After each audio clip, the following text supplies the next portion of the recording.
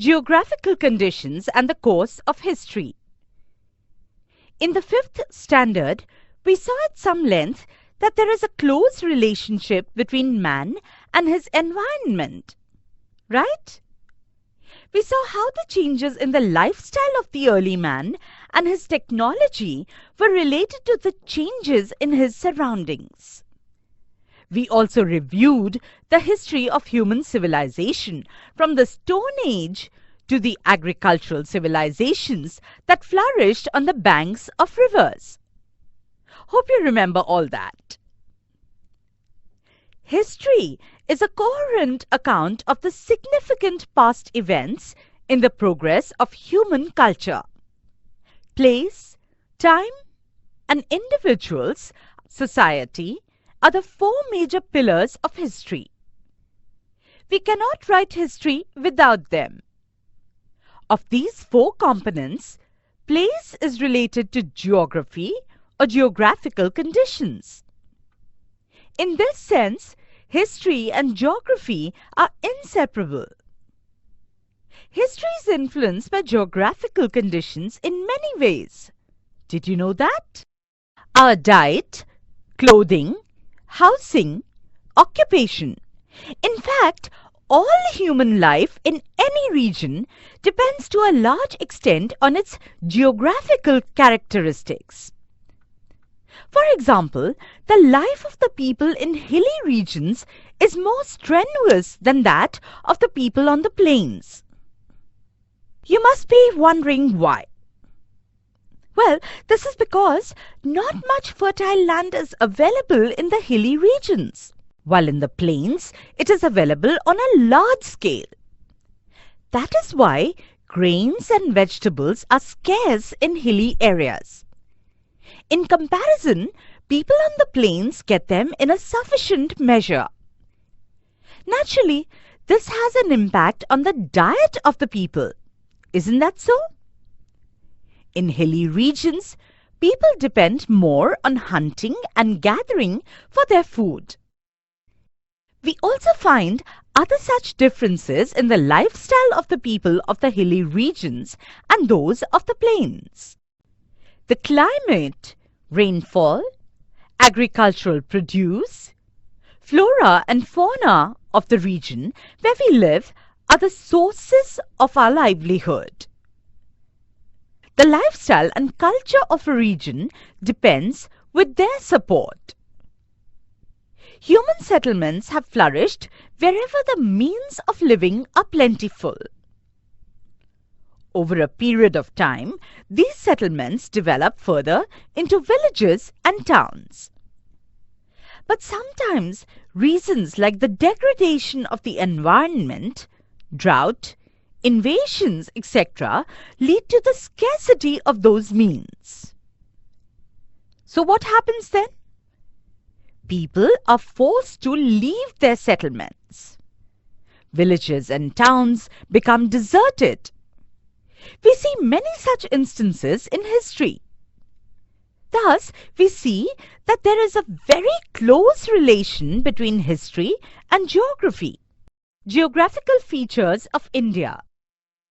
If we think of any constitution of region, it depends upon physical features, that is, mountains, rivers, deserts, plateau, coastal region. Isn't it so? Our country, India, extends far and wide. At its north lie the Himalayas, to the east, the Bay of Bengal, to the west, the Arabian Sea, and to the south, the Indian Ocean. Except for the islands of Andaman Nicobar and Lakshadweep, the rest of the India is contiguous. We have to take into account this region, henceforth referred to as Ancient India, when we study the ancient history of India. Do you know, before 1947, today's Pakistan and Bangladesh were also a part of India?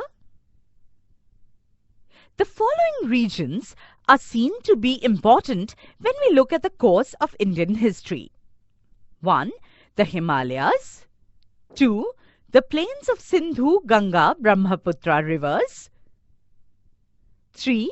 The Thar Desert. 4. The Deccan Plateau. 5. The coastal regions. 6. The islands in the seas. Himalayas. The Hindu Kush and Himalaya ranges have created an impenetrable wall on the northern side of the Indian subcontinent. This wall has separated the Indian subcontinent from the deserts of Central Asia. However, there is a land route through the Khyber and Bolan passes in the Hindu Kush mountains. This route was connected to an ancient trade route. The trade route from China passed through Central Asia and reached Arabia. It is known as the Silk Route or Silk Road. Do you know why? Because silk was the main commodity exported to the Western countries using this road. The route through the passes was used by many foreign invaders to enter ancient India. Many foreign travelers also came to India by this route. So, it was a very important route. The plains of the Sindhu, Ganga, Brahmaputra. This region consists of the basins of the three big rivers, Sindhu, Ganga, Brahmaputra, and their tributaries. This region extends from Sindh, Punjab in the west to the present-day Bangladesh in the east. It was in this region that the earliest Indian civilization of Harappa and the later states and empires of ancient India emerged. The Thar Desert. The Thar Desert spreads across Rajasthan, Haryana, and some parts of Gujarat. A part of the desert lies in today's Pakistan. The desert has the Satluj River to its north, the Aravalli mountain range to its east, the Rann of Kutch to its south, and the Indus, that is the Sindhu River, to its west. The Ghaggar River that originates in Himachal Pradesh reaches the Thar Desert. It is known as Hakra in Pakistan. Its course in Rajasthan and Pakistan has now dried up. Many sites of the Harappan civilization are situated along the now dry course of the river. The Deccan Plateau. The region between the east and the west coast of India tapers off to the south. Have you noticed this in the map of India? This region has the Arabian Sea to its west, the Indian Ocean to its south, and the Bay of Bengal to its east. A region thus bound by the sea on three sides is called a peninsula. Will you remember that? Let me repeat it. A region thus bound by the sea on three sides is called a peninsula. A major part of the Indian peninsula is occupied by the Deccan Plateau. The mountain ranges of the Vindhya and Satpura are located to the north of the Deccan Plateau. The Sahyadri mountain ranges are to its west. They are also known as the Western Ghats. To the west of the Sahyadris is the coastal region of Konkan and Malabar. The mountains on the eastern side of the Deccan Plateau are known as the Eastern Ghats. Deccan Plateau has fertile land where many post-Harappan agrarian cultures flourished. Deccan Plateau was a part of the Maurya Empire, the largest in ancient India. After the decline of the Maurya Empire, too, several other kingdoms and smaller empires continued to flourish in this region. The coastal regions. From the time of the Harappan civilization, ancient India had trade relations with the Western countries. This trade was carried on by sea. Therefore, India had developed contact and interaction with foreign cultures and people at the seaports. Later on, land routes came to be used for trade and transport, but the importance of sea routes did not diminish. The islands in the sea. Andaman and Nicobar are the Indian islands in the Bay of Bengal. Lakshadweep is a group of Indian islands in the Arabian Sea. The location of these islands may have been important in ancient sea trade.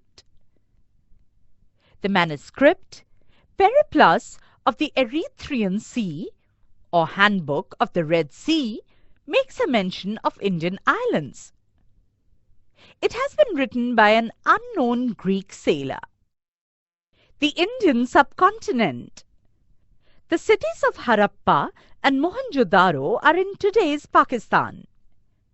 Afghanistan, Pakistan, Nepal, Bhutan, Bangladesh, Sri Lanka and India together form the region known as South Asia.